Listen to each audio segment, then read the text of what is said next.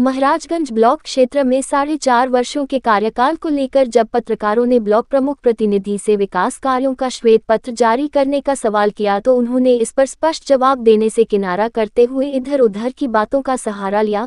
सवालों के घेराव के बीच ब्लॉक प्रमुख प्रतिनिधि पारसनाथ यादव ने ये स्वीकार किया कि ब्लॉक की कुछ ग्राम सभाएं अब भी विकास कार्यों से वंचित हैं। पत्रकारों द्वारा बार बार पूछे जाने पर भी प्रमुख प्रतिनिधि अपने कार्यकाल की उपलब्धियों का कोई लिखित ब्यौरा या ठोस आंकड़ा प्रस्तुत नहीं कर सके। श्वेत पत्र जारी न करने को लेकर उन्होंने चुनावी राजनीतिक उत्तर देते नजर आए, लेकिन विकास कार्यों की वास्तविक स्थिति पर स्थिति स्पष्ट नहीं कर पाए।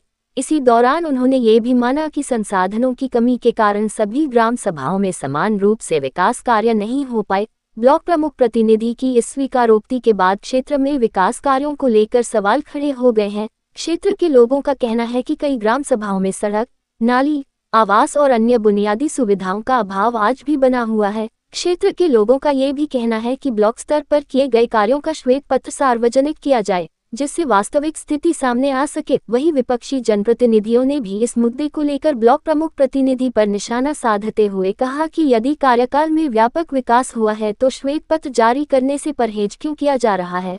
उन्होंने आरोप लगाया कि श्वेत पत्र से बचना कहीं न कहीं विकास कार्यों में असमानता और पारदर्शिता की कमी को दर्शाता है। कुल मिलाकर ब्लॉक प्रमुख प्रतिनिधि द्वारा श्वेत पत्र जारी न करने और कुछ ग्राम सभाओं के विकास से वंचित रहने की स्वीकारोक्ति ने ब्लॉक प्रमुख की विकास नीति और कार्यप्रणाली पर कई सवाल खड़े कर दिए हैं। अब देखना यह होगा कि आने वाले समय में क्षेत्रीय जनता व पार्टी ग्राम सभाओं के विकास में हो रही असमानता के लिए आगामी चुनाव में किस करवट ऊंट बैठाती है। राजनारायण मिश्र, पत्रकार, महाराजगंज, आजमगढ़। का चल रहा है आपकी भाजपा, जहाँ पे भाजपा सरकारें हैं या भाजपा के लोग मिशन 2026 चल रहा है। ऐसे में हर कुछ लोगों ने जगह जगह पे श्वेत पत्र भी जारी किया है, मिशन 2026 का श्वेत पत्र। आपके महाराजगंज ब्लॉक में 2026 का श्वेत पत्र क्या होगा?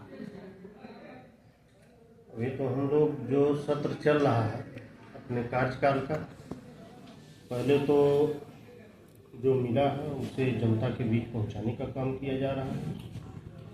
पहले उसको पहुंचा लिया जाए, फिर आने वाले समय के लिए श्वेत पत्र तो आपके कामों की एक सराहना होती है। मोदी जी अपने लाल किले से अपने श्वेत पत्र जारी करते हैं, भाषणों के तहत लाल किले से उनका श्वेत पत्र जारी होता है। तो आप तो उन्हीं के अंग हैं और आपने इतना 5 सालों लगभग आपने यहाँ पे विकास का कार्य किया। श्वेत पत्र तो आपका होना चाहिए। आप भविष्य में जा रहे हैं तो आगे आगामी रणनीति भी तो आपकी निश्चित होनी चाहिए। जिस स्थिति में हम लोगों ने 5 साल का कार्यकाल पूर्ण करने जा रहे हैं और जो विकास कार्य क्षेत्र में हुआ उस कार्यकाल से और उस विकास कार्य से श्वेत पत्र की मुझे नहीं लगता कि बहुत ज़रूरत होगी और पब्लिक को ये अनुभव हो जाएगा उससे कि आने वाले समय के लिए कहीं ना कहीं उससे बड़ा श्वेत पत्र अपने आप चाहिए। चलिए, आप 2026 में अपने पूर्व श्वेत पत्र को जारी बताने से आप थोड़ा सा हिचक रहे हैं, तो मैं ये कह रहा हूँ 2027 का आपकी व्यू क्या होगा? नहीं, अभी तो हम लोगों के लिए 2026 ही है।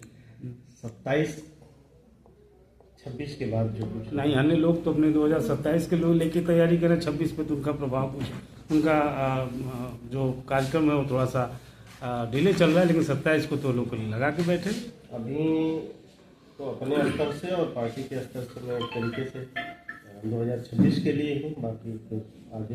अच्छा, इन बचे हुए दिनों में जो भी 2026 का आपका कार्यकाल बचा हुआ है, इसमें जो है अभी आपने क्या सोचा है, किस तरीके का विकास, जो भी आपके पास समय बचा हुआ है उसमें अपने लोगों को या समाज को या अपने पार्टी को किस तरीके से उसको देखना चाहते